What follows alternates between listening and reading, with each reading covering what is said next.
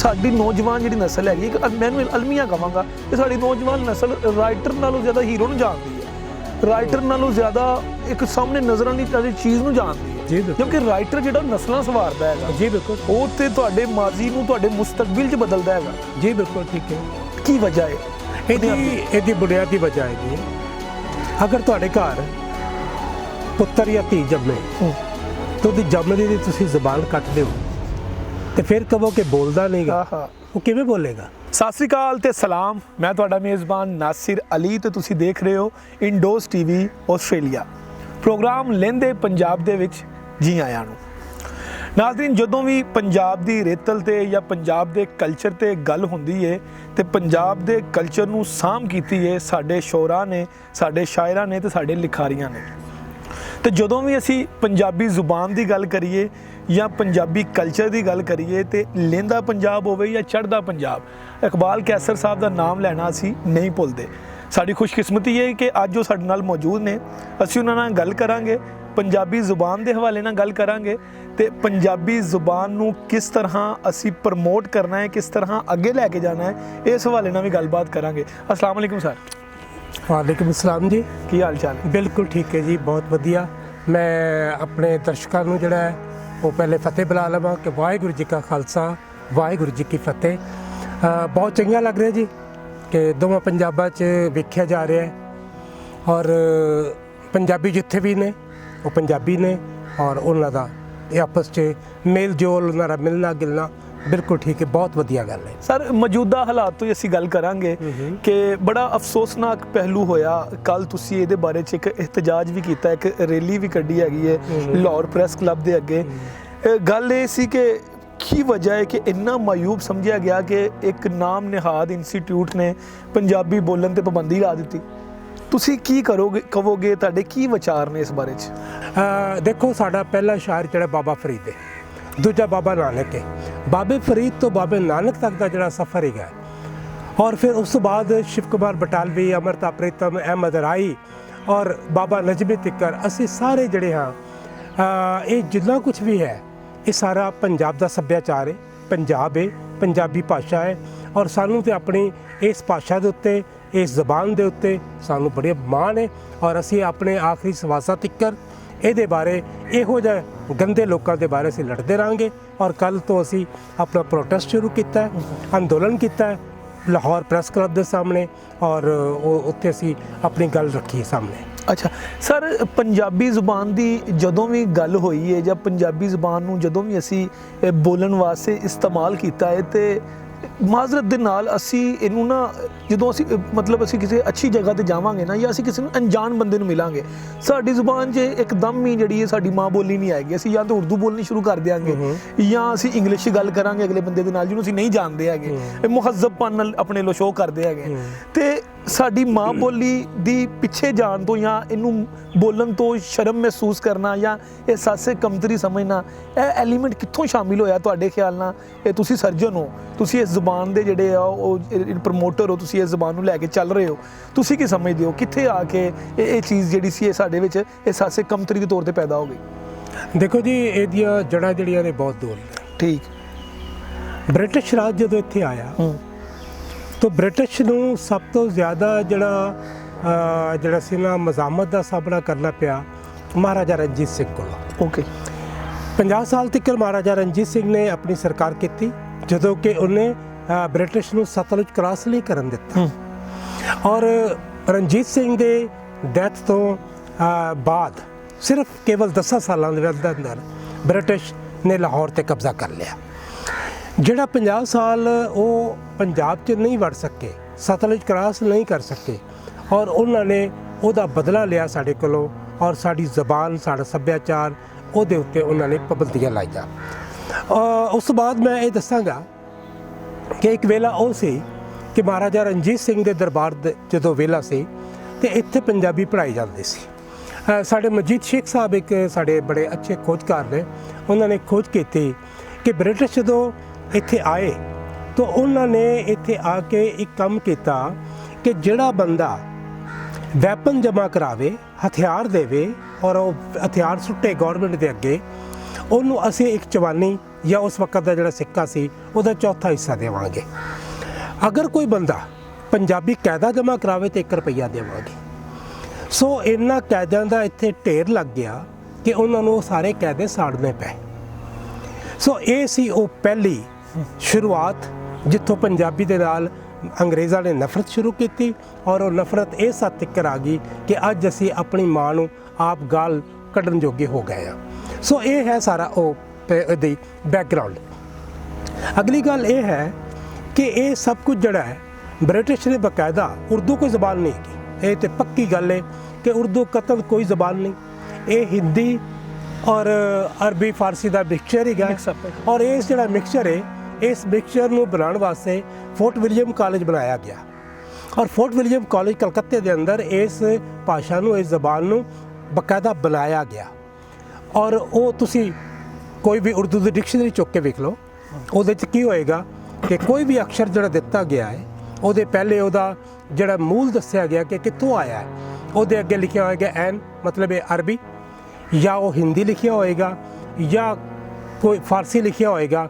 ਇਹਦਾ ਇੱਕ ਵੀ ਅਕਸ਼ਰ ਆਪਣਾ ਨਹੀਂ ਹੈਗਾ। ਔਰ ਜਿਸ ਭਾਸ਼ਾ ਦਾ, ਜਿਸ ਜ਼ਬਾਨ ਦਾ ਆਪਣਾ ਇੱਕ ਅਕਸ਼ਰ ਵੀ ਨਾ ਹੋਵੇ, ਉਹ ਭਾਸ਼ਾ ਹੈ। ਇਸ ਵਾਸਤੇ ਇਹ ਇੱਕ ਪੋਲੀਟੀਕਲ ਸਾਜ਼ਿਸ਼ ਸੀ।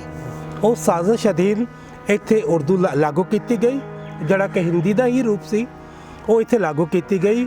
ਔਰ ਇੱਥੇ ਸਾਡੇ ਕੋਲੋਂ ਸਾਡੀ ਜ਼ਬਾਨ ਖੋਈ ਗਈ, ਫਿਰ ਸਾਡਾ ਸੱਭਿਆਚਾਰ ਖੋਇਆ ਗਿਆ। ਔਰ ਫਿਰ ਅਖੀਰ ਉਸ ਵੇਲੇ ਵੀ ਬ੍ਰਿਟਿਸ਼ ਦਾ ਢਿੱਡ ਨਹੀਂ ਭਰਿਆ ਤੇ ਬ੍ਰਿਟਿਸ਼ ਨੇ 1947 ਦੇ ਵਿੱਚ ਪੰਜਾਬ ਨੂੰ ਵੰਡ ਕੇ 2 ਟੋਟੇ ਕਰ ਦਿੱਤਾ। ਔਰ ਨਾ ਸਿਰਫ 2 ਟੋਟੇ ਕੀਤਾ, ਬਲਕਿ ਉਹਨਾਂ ਨੇ ਵਿੱਚ ਇੱਕ ਖੂਨ ਦੀ ਲਕੀਰ ਖਿੱਚ ਦਿੱਤੀ। ਖੂਨ ਵੀ ਸਾਡਾ ਸਾਂਝਾ ਖੂਨ, ਔਰ ਉਸ ਖੂਨ ਦੀ ਲਕੀਰ ਨੂੰ ਖਿੱਚ ਕੇ ਉਹਨਾਂ ਨੇ ਪੰਜਾਬ ਨੂੰ 2 ਟੋਟੇ ਕਰ ਦਿੱਤਾ। ਅੱਜ ਪੰਜਾਬ ਇੱਕ ਪੂਰਬੀ ਪੰਜਾਬ, ਇੱਕ ਪੱਛਮੀ ਪੰਜਾਬ ਹੈ, ਪਰ 2 ਪਾਸੇ ਹੀ ਅਸੀਂ ਉਧਰ ਹਿੰਦੀ ਦੀ ਗੁਲਾਮੀ ਕਰ ਰਹੇ ਹਾਂ, ਅਸੀਂ ਇੱਧਰ ਉਰਦੂ ਦੀ ਗੁਲਾਮੀ ਕਰ ਰਹੇ ਹਾਂ। ਵਾਹ ਸਰ, ਤੁਸੀਂ ਕਹਿ ਰਹੇ ਕਿ ਉਧਰ ਅਸੀਂ ਹਿੰਦੀ ਦੀ ਗੁਲਾਮੀ ਕਰ ਰਹੇ ਹਾਂ ਤੇ ਇੱਧਰ ਅਸੀਂ ਉਰਦੂ ਦੀ ਗੁਲਾਮੀ ਕਰ ਰਹੇ ਹਾਂ। ਇੱਕ ਹੋਰ ਅਲਮੀਆ ਮੈਂ ਤੁਹਾਡੇ ਨਾਲ ਜਿਹੜਾ ਹੈਗਾ ਉਹਦਾ ਗੁਫ਼ਤਗੂ ਡਿਸਕਸ ਕਰਾਂਗਾ ਤੁਹਾਡੇ ਨਾਲ। ਉਹ ਇਹ ਕਿ ਸਰ 15 ਕਿਤਾਬਾਂ ਤੁਸੀਂ ਲਿਖ ਚੁੱਕੇ ਨੇ, ਤੁਸੀਂ 15 ਕਿਤਾਬਾਂ ਤੇ ਬੜੀ ਅਰਕਰੇਜ਼ੀ ਕੀਤੀ ਹੈਗੀ ਹੈ, ਤੁਸੀਂ ਉਹਦੇ ਬੜੀ ਖੋਜ ਕੀਤੀ ਹੈਗੀ, ਬੜੀ ਰਿਸਰਚ ਕੀਤੀ ਹੈਗੀ ਹੈ। ਕੀ ਵਜ੍ਹਾ ਹੈ ਕਿ ਸਾਡੇ ਜਿੰਨੇ ਵੀ ਲਿਖਾਰੀ ਨੇ ਜਾਂ ਸ਼ੋਰਾ ਨੇ ਜਿੰਨੇ ਵੀ, ਉਹ ਇੰਨਾ ਜਿਹੜਾ ਹੈਗਾ ਮਕਬੂਲੀਅਤ ਜਾਂ ਇੰਨੀ ਚੀਜ਼ ਹਾਸਿਲ ਨਹੀਂ ਕਰ ਸਕੇ? ਮਤਲਬ ਸਾਡੀ ਨੌਜਵਾਨ ਜਿਹੜੀ ਨਸਲ ਹੈਗੀ, ਮੈਨੂੰ ਅਲਮੀਆਂ ਕਹਾਂਗਾ ਕਿ ਸਾਡੀ ਨੌਜਵਾਨ ਨਸਲ ਰਾਈਟਰ ਨਾਲੋਂ ਜ਼ਿਆਦਾ ਹੀਰੋ ਨੂੰ ਜਾਣਦੀ ਹੈ, ਰਾਈਟਰ ਨਾਲੋਂ ਜ਼ਿਆਦਾ ਇੱਕ ਸਾਹਮਣੇ ਨਜ਼ਰ ਆਉਣ ਵਾਲੀ ਚੀਜ਼ ਨੂੰ ਜਾਣਦੀ ਹੈ। ਜਦਕਿ ਰਾਈਟਰ ਜਿਹੜਾ ਨਸਲਾਂ ਸਵਾਰਦਾ ਹੈਗਾ, ਜੀ ਬਿਲਕੁਲ, ਉਹ ਤੇ ਤੁਹਾਡੇ ਮਾਜ਼ੀ ਨੂੰ ਤੁਹਾਡੇ ਮੁਸਤਕਬਲ 'ਚ ਬਦਲਦਾ ਹੈਗਾ। ਜੀ ਬਿਲਕੁਲ ਠੀਕ ਹੈ। ਕੀ ਵਜ੍ਹਾ ਹੈ?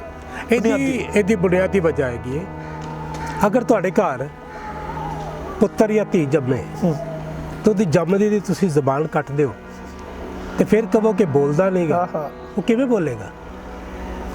ਇਹ ਬੜੀ ਸਿੱਧੀ ਗੱਲ ਹੈ ਕਿ ਕੋਈ ਵੀ ਜ਼ਬਾਨ ਜਿਹੜੀ ਹੈ, ਉਹ ਜ਼ਬਾਨ ਉਸ ਵੇਲੇ ਫਲਦੀ ਫੁੱਲਦੀ ਹੈ ਜਦੋਂ ਉਹ ਤੁਸੀਂ ਉਹਨੂੰ ਪ੍ਰਾਇਮਰੀ ਕਲਾਸ 'ਚ ਪੜ੍ਹਾਉਂਦੇ ਹੋ। ਸਹੀ।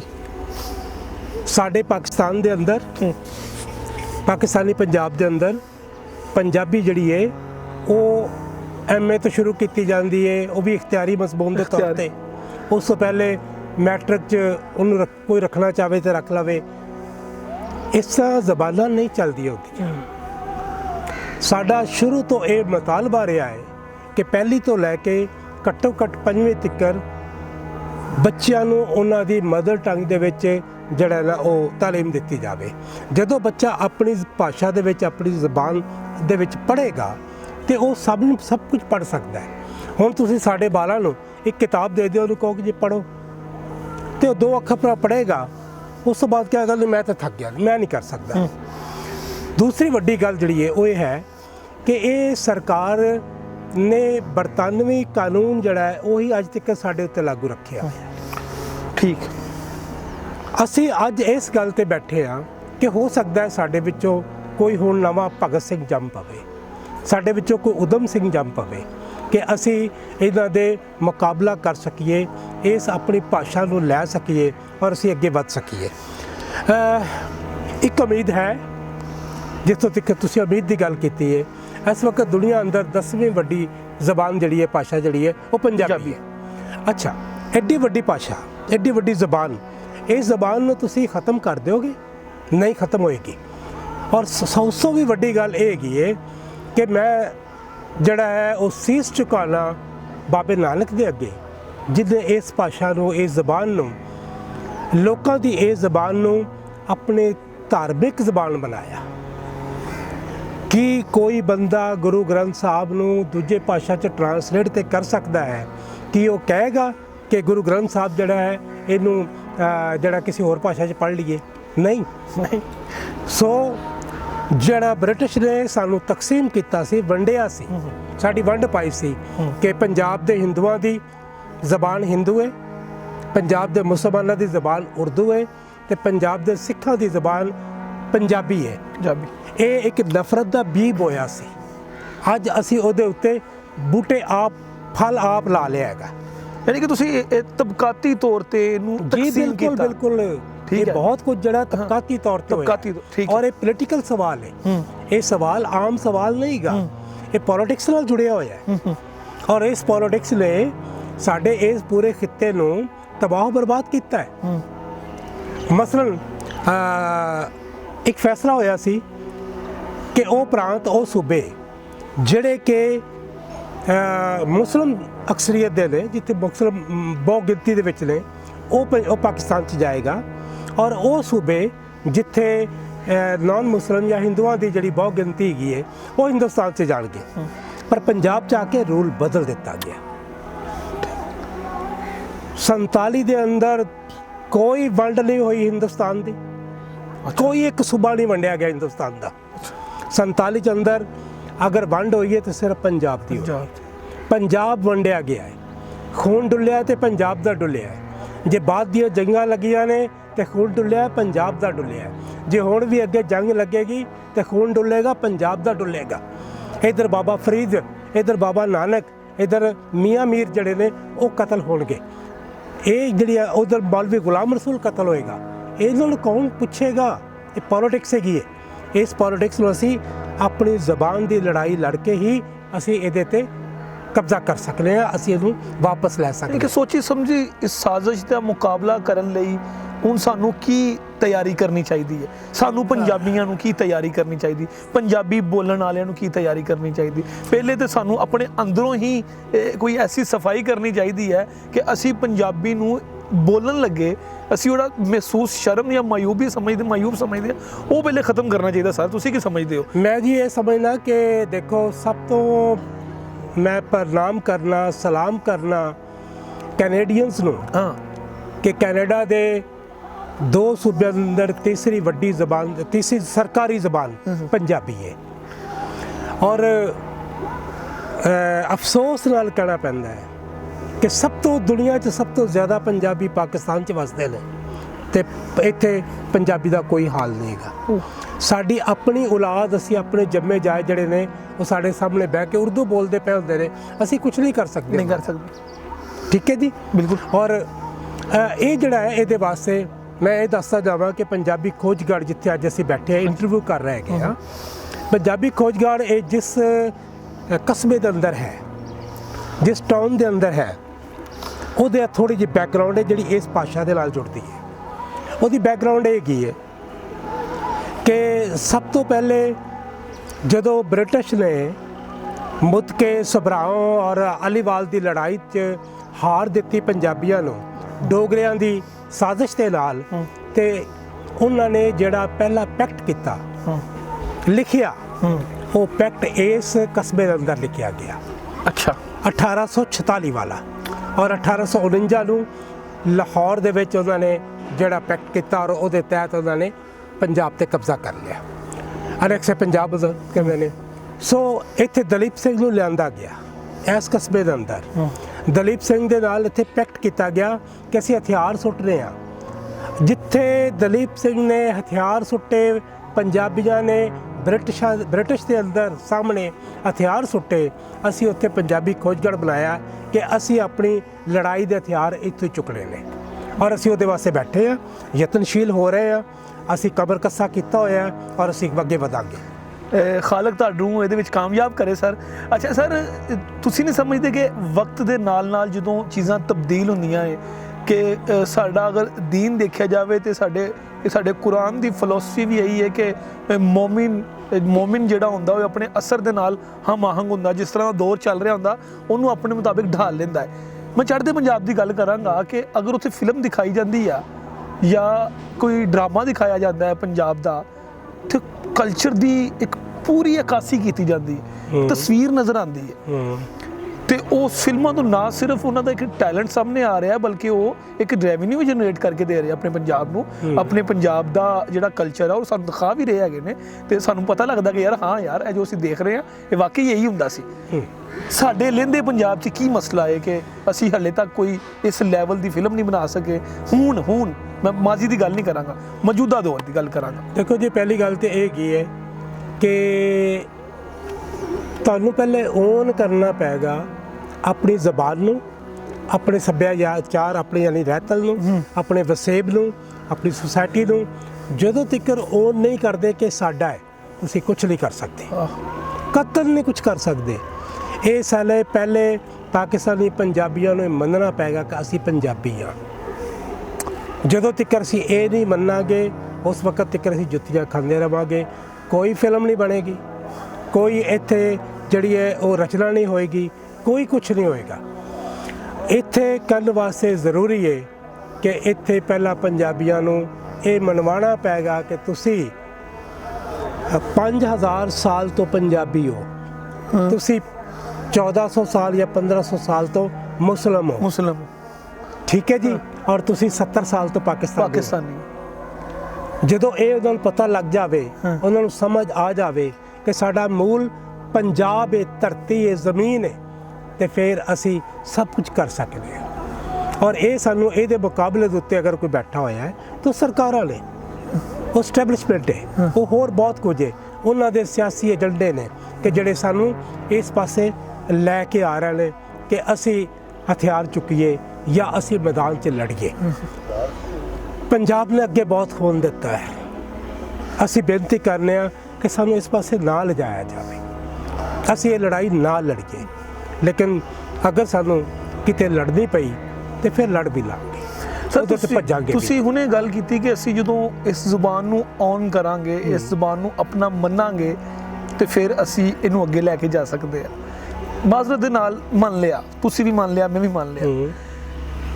ਤੁਸੀਂ ਨਹੀਂ ਸਮਝਦੇ ਕਿ ਰਿਆਸਤ ਜਿੰਨਾ ਚਿਕਰ ਸਰਪ੍ਰਸਤੀ ਨਾ ਕਰੇ ਉਹਨਾਂ ਚਿਕਰ ਦੂਰ ਰਸ ਨਤਾਇਜ ਨਹੀਂ ਨਿਕਲਦੇ।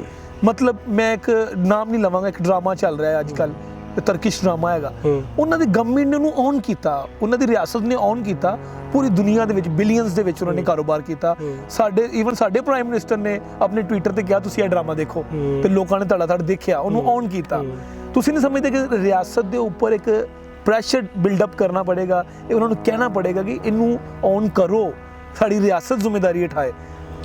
ਜਿੱਦਾਂ ਤੁਸੀਂ ਗੱਲ ਕਰ ਰਹੇ ਸੀ ਸਰਕਾਰੀ ਜ਼ਬਾਨ ਦੇ ਹਵਾਲੇ, ਜੀ ਬਿਲਕੁਲ ਉਹ ਗੱਲ ਕਰ ਰਿਹਾ ਮੈਂ ਇਹੀ ਕਹਿ ਰਿਹਾ ਕਿ ਅਗਰ ਤੁਸੀਂ ਤਰਕਸ਼ ਡਰਾਮਾ, ਸਾਡਾ ਪ੍ਰਾਈਮ ਮਿਨਿਸਟਰ ਇਹ ਕਹਿੰਦਾ ਕਿ ਇਹ ਵੇਖੋ ਤੇ ਉਹਦੀ ਜ਼ਬਾਨ ਸੜਦੀ ਹੈ, ਇਹ ਕਹਿੰਦੇ ਹੋਇਆ ਕਿ ਪੰਜਾਬੀ ਵੇਖੋ, ਪੰਜਾਬੀ ਵੇਖੋ। ਮੈਂ ਇਹੀ ਗੱਲ ਕਰ ਰਿਹਾ। ਉਹਦੀ ਮਾਂ ਹੁਸ਼ਿਆਰਪੁਰ ਦੀ ਹੈ, ਉਹਦਾ ਪਿਓ ਮੀਆਂ ਵਾਲੀ ਦਾ ਹੈ, ਭਾਵੇਂ ਉਹਨਾਂ ਦੀ ਜਦ ਪਿੱਛੋਂ ਪਠਾਨ ਨੇ, ਉਹ ਅਫਗਾਨਿਸਤਾਨ ਤੋਂ ਆਏ ਹੋਏ ਨੇ, ਲੇਕਿਨ ਉਹ ਸਦੀਆਂ ਬੀਤ ਚੁੱਕੀਆਂ ਨੇ। ਹੁਣ ਤਾਂ ਉਹਦੀ ਮਾਂ ਹੁਸ਼ਿਆਰਪੁਰ ਨੇ, ਉਹਨੇ ਆਪਣੇ ਮਾਂ ਦੇ ਵਿੱਚ ਦੁੱਧ ਦੇ ਵਿੱਚ ਹੁਸ਼ਿਆਰਪੁਰ ਦਾ ਜਿਹੜਾ ਉਹ ਹੈ ਸੱਤ, ਉਹਨੂੰ ਨਹੀਂ ਪੀਤਾ। ਪ੍ਰਾਈਮ ਮਿਨਿਸਟਰ ਨੂੰ ਕਿਉਂ ਨਹੀਂ ਅਕਲ ਆਉਂਦੀ ਹੈਗੀ? ਕਿਉਂ ਉਹਦੇ ਜਿਹੜੇ ਵਜ਼ੀਰ ਹੈਗੇ ਨੇ ਉਹ ਬਕਵਾਸ ਕਰਦੇ ਨੇ, ਕਿਉਂ ਕਰਦੇ ਨੇ? ਸੋ ਇਹ ਜਿਹੜੀਆਂ ਗੱਲਾਂ ਨੇ, ਇਹ ਉਹੀ ਮੈਂ ਗੱਲ ਕਰ ਰਿਹਾ, ਇਹ ਪ੍ਰਾਈਮ ਮਿਨਿਸਟਰ ਤੋਂ ਲੈ ਕੇ ਤੇ ਥੱਲੇ ਤੱਕ ਜਿਹੜਾ ਇੱਕ ਸਵੀਪਰ ਹੈਗਾ ਉੱਥੋਂ ਤੱਕ ਸਾਡੇ ਵਿੱਚ ਇਹ ਚੀਜ਼ ਪਾ ਦਿੱਤੀ ਗਈ ਹੈ, ਬ੍ਰਿਟਿਸ਼ ਨੇ ਪਾਈ ਹੈ। ਅਸੀਂ ਅੱਜ ਆਪਣੀ ਮਾਂ ਨੂੰ ਆਪ ਗਾਲ ਦੇ ਸਕਦੇ ਹਾਂ। ਕੋਈ ਦੁਨੀਆ 'ਚ ਇਹੋ ਜਿਹੀ ਤਾਕਤ ਨਹੀਂ ਹੈਗੀ ਜਿਹੜੀ ਆਪਣੀ ਮਾਂ ਨੂੰ ਗਾਲ ਦੇਵੇ, ਅਸੀਂ ਦੇ ਸਕਦੇ ਹਾਂ, ਦਿੱਤੀ ਹੈ। ਸੋ ਇਹ ਹੋਰ ਤਰ੍ਹਾਂ ਦੀ ਗੱਲ ਹੈ। ਹੁਣ ਮੈਂ ਇੱਕ ਗੱਲ ਕਰਾਂਗਾ ਕਿ ਇਸ ਵਕਤ ਸਾਡੇ ਕੋਲ ਪ੍ਰੀਜ਼ਰਵੇਸ਼ਨ ਦੀ ਲੋੜ ਹੈਗੀ ਸਾਨੂੰ। ਠੀਕ, ਸਾਡੇ ਬਹੁਤ ਸਾਰੇ ਦੋਸਤ ਜਿਹੜੇ ਨੇ ਉਹ ਕੰਮ ਕਰ ਰਹੇ ਨੇ, ਮਸਲਨ ਡਿਜੀਟਲ ਲਾਇਬ੍ਰੇਰੀਆਂ ਨੇ ਬਣਾਈਆਂ ਹੋਈਆਂ ਨੇ, ਆਪਣਾ ਇੱਕ ਵੈਬਸਾਈਟ ਹੈਗੀ ਹੈ, ਉਹਦੇ ਉੱਤੇ ਬਹੁਤ ਸਾਰੀਆਂ ਕਿਤਾਬਾਂ ਪਾਈਆਂ, ਬਹੁਤ ਕੁਛ ਹੈਗਾ। ਕਹਿਣ ਦਾ ਮਤਲਬ ਇਹ ਹੈਗਾ ਹੈ ਕਿ ਸਾਨੂੰ ਹਰ ਸੂਰਤ ਦੇ ਵਿੱਚ, ਹਰ ਜਗ੍ਹਾ ਤੇ ਜਿੱਥੇ ਵੀ ਅਸੀਂ ਬੈਠੇ ਹੋਏ ਆ, ਸਾਨੂੰ ਉੱਥੇ ਪੰਜਾਬ ਦਾ ਸੱਭਿਆਚਾਰ, ਪੰਜਾਬ ਦਾ ਜੋ ਕੁਝ ਵੀ ਹੈ, ਹੁਣ ਵੇਲਾ ਜੇ ਕਿ ਉਹਨੂੰ ਸੰਭਾਲ ਲਵੋ। ਅਸੀਂ ਨਹੀਂ ਸੰਭਾਲਿਆ। 84 ਦੇ ਵਿੱਚ ਜਦੋਂ ਦੰਗੇ ਹੋਏ ਉਧਰਲੇ ਪੰਜਾਬ ਦੇ ਵਿੱਚ, ਜਦੋਂ ਫੌਜਾਂ ਚੜੀਆਂ ਤੇ ਹਰਮੰਦਰ ਸਾਹਿਬ ਦਾ ਜਿਹੜਾ ਤੋਸ਼ਾਖਾਨਾ ਸੀ ਉਹਦੇ ਅੰਦਰ ਪਿਆ ਦਮੂਦਰ ਦਾ ਜਿਹੜਾ ਖਰੜਾ ਸੀ ਹੀਰ ਦਾ, ਉਹ ਵੀ ਉਹਦੇ ਵਿੱਚ ਸੜ ਗਿਆ। ਅਸੀਂ ਕੀ ਸੰਭਾਲਿਆ? ਅਸੀਂ ਕੁਝ ਨਹੀਂ ਸੰਭਾਲਿਆ। ਅਸੀਂ ਨਫ਼ਰਤ ਸੰਭਾਲੀ ਹੈ।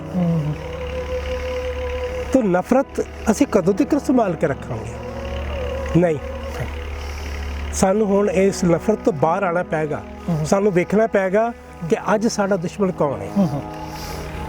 ਅੱਜ ਸਾਡਾ ਦੁਸ਼ਮਣ ਗੈਰ ਪੰਜਾਬੀ ਨੇ, ਜਿਹੜੇ ਕਿ ਸਾਡੇ ਸੱਜਣ ਬਣ ਕੇ ਸਾਡੀ ਛੁਰਾ ਮਾਰ ਰਹੇ ਹੈਗੇ ਨੇ, ਔਰ ਉਸ ਤੋਂ ਵੱਡੇ ਦੁਸ਼ਮਣ ਅਸੀਂ ਆਪ ਆ, ਜਿਹੜਾ ਛੁਰਾ ਖਾ ਕੇ, ਹਾਲਾਂਕਿ ਬਾਬੇ ਨਾਨਕ ਨੇ ਕਿਹਾ ਸੀ ਕਿ ਜਬੇ ਬਾਣ ਲਾਗਿਓ ਤਬੇ ਰੋਸ ਜਾਗਿਓ। ਸਾਨੂੰ ਬਾਣ ਵੀ ਲੱਗਦਾ ਹੈ ਤੇ ਸਾਨੂੰ ਰੋਸ ਵੀ ਨਹੀਂ ਆਉਂਦਾ। ਅਸੀਂ ਕੀ ਕਰੀਏ? ਸੋ ਸਾਡੇ ਉੱਤੇ ਜਿਹੜੀਆਂ ਜੱਜਾਂ ਲੈ ਕੇ ਆਏ ਸਨ ਕਿ ਪਾਪ ਕੀ ਜੰਜ ਲੈ ਕਾਬਲੋਤ ਆਇਆ, ਜੋਰੀ ਮੰਗੇ ਦਾਣਵੇ ਲਾਲੂ, ਉਹ ਜਿਹੜੀ ਦਾਣ ਉਹਨਾਂ ਨੇ ਜ਼ੋਰਾ ਜ਼ਬਰਦਸਤੀ ਸਾਡੇ ਕੋਲ ਮੰਗਿਆ ਸੀ, ਅੱਜ ਸਾਡੇ ਕੋਲੋਂ ਸਾਡੀ ਭਾਸ਼ਾ, ਸਾਡੇ ਸੱਭਿਆਚਾਰ, ਸਾਡੀ ਤਹਿਜ਼ੀਬ ਤਮੱਦਨ ਦਾ ਦਾਣ ਮੰਗ ਰਹੇ ਹੈਗੇ ਨੇ ਕਿ ਵੀ ਸਾਨੂੰ ਦੇ ਦਿਓ, ਤੇ ਉਹਨਾਂ ਨੇ ਖੋਹ ਲਈ ਗਈ ਹੈ। ਹੁਣ ਸਾਨੂੰ ਨਵੇਂ ਸਿਰੇ ਤੋਂ ਆਪਣੇ ਆਪ ਨੂੰ ਬਣਾਉਣਾ ਪਏਗਾ। ਔਰ ਸਾਨੂੰ ਮੈਂ ਤਾਂ ਇਹੀ ਕਹਾਂਗਾ ਕਿ ਦੁਨੀਆ 'ਚ ਬਾਹਰ ਜਿਹੜੇ ਲੋਕ ਬੈਠੇ ਹੋਏ ਨੇ, ਜਿਨ੍ਹਾਂ ਦੇ ਪਾਸਪੋਰਟ ਇੰਨੇ ਤਾਕਤਵਰ ਨੇ ਕਿ ਦੁਨੀਆ ਭਰ ਦੇ ਵਿੱਚ ਜਿੱਥੇ ਮਰਜ਼ੀ ਜਾ ਸਕਦੇ ਨੇ, ਸਾਡੇ ਵਾਂਗੂ ਪਿੰਜਰਿਆਂ 'ਚ ਕੈਦ ਨਹੀਂ ਹੈਗੇ। ਉਹ ਜਿੱਥੇ ਵੀ ਬੈਠੇ ਨੇ, ਉਹ ਆਪਣੀ ਭਾਸ਼ਾ ਨੂੰ, ਬਲਕਿ ਖਾਸ ਕਰਕੇ ਜਿਹੜਾ ਕਿ ਅਸੀਂ ਮੰਨ ਲਿਆ ਬ੍ਰਿਟਿਸ਼ ਦਾ ਇਹ ਅਸੂਲ ਕਿ ਪੰਜਾਬੀ ਸਿੱਖਾਂ ਦੀ ਹੈ, ਉਹ ਸਿੱਖਾਂ ਨੂੰ ਤੇ ਇਹਦੇ ਉੱਤੇ ਹੁਣ ਮਰ ਮਿਟਣਾ ਚਾਹੀਦਾ ਹੈ ਕਿ ਨਹੀਂ ਕੋਈ ਮੰਨਦਾ ਤੇ ਨਾ ਮੰਨੇ, ਸਾਡੀ ਹੈ, ਬਾਬੇ ਨਾਨਕ ਦੀ ਹੈ, ਬਾਬੇ ਫਰੀਦ ਦੀ ਹੈ। ਗੁਰੂ ਗ੍ਰੰਥ ਸਾਹਿਬ ਦੇ ਅੰਦਰ ਜਿਹੜੇ ਸੂਫੀ ਭਗਤ ਬੈਠੇ ਹੋਏ ਨੇ, ਇਹ ਉਹਨਾਂ ਦੀ ਹੈ, ਔਰ ਅਸੀਂ ਉਹਦੇ ਨਾਲ, ਅਸੀਂ ਅੱਜ ਵੀ ਉਹਨਾਂ ਦੇ ਨਾਲ ਖਲੋਤੇ ਹੋਏ ਹਾਂ। ਆਪਣੀ ਜ਼ਬਾਨ ਦੇ ਬੇਸ ਦੇ ਉੱਤੇ ਅਸੀਂ ਜ਼ਬਾਨ ਵਾਸਤੇ ਆਪਣੇ ਖੂਨ ਦਾ ਆਖਰੀ ਕਤਰਾ ਦੇਣ ਵਾਸਤੇ ਵੀ ਤਿਆਰ ਹਾਂ। ਲੇਕਿਨ ਅੱਜ ਸਾਡੇ ਕੋਲ ਇਹ ਹਾਲ ਹੈ ਕਿ ਨਾ ਉਧਰ ਤੇ ਨਾ ਇੱਧਰ ਸਾਡੇ ਕੋਲ ਪੰਜਾਬੀ ਲੀਡਰਸ਼ਿਪ ਕੋਈ ਨਹੀਂ, ਕੋਈ ਲੀਡਰਸ਼ਿਪ ਨਹੀਂ। ਪੁਆਇੰਟ ਬਿਲਕੁਲ। ਅਗਰ ਸਾਡੇ ਕੋਲ ਲੀਡਰਸ਼ਿਪ ਹੁੰਦੀ, ਪਰ ਲੀਡਰਸ਼ਿਪ ਕਿੱਥੋਂ ਪੈਦਾ ਹੋਏਗੀ?